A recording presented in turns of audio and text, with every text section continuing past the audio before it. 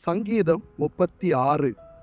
கர்த்தருடைய தாசனாகிய தாவீது ராக தலைவனுக்கு குறித்த சங்கீதம்.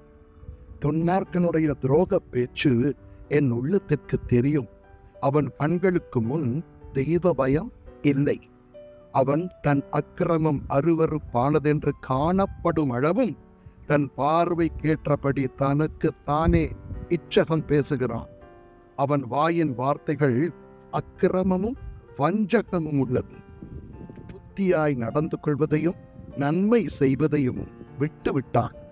அவன் தன் படுக்கையின் மேல் அக்கிரமத்தை யோசித்து நல்லதல்லாத வழியிலே நிலைத்து பொல்லாப்பை வெறுக்காதிருக்கிறான். கர்த்தாவே, உமது கிருபை வானங்களில் விளங்குகிறது. உமது சத்தியம் மேக மண்டலங்கள் பரியந்தம் எட்டுகிறது.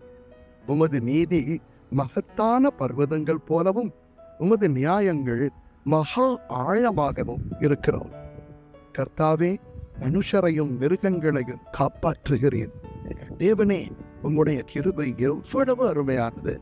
அதனால் மனுபுத்திரர் உமது செட்டைகளின் நிழலிலே வந்தடைகிறார்கள். உமது ஆலயத்தில் உள்ள சத்தியத்தினால் திருப்தி அடைவார்கள்.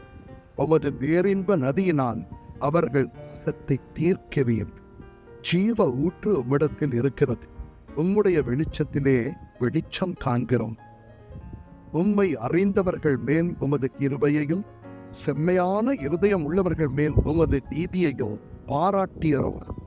பெருமைக்காரரின் கால் என் மேல் வராமலும் துன்மார்க்கருடைய கை என்னை பறக்கடியாமலும் இருப்பதாக.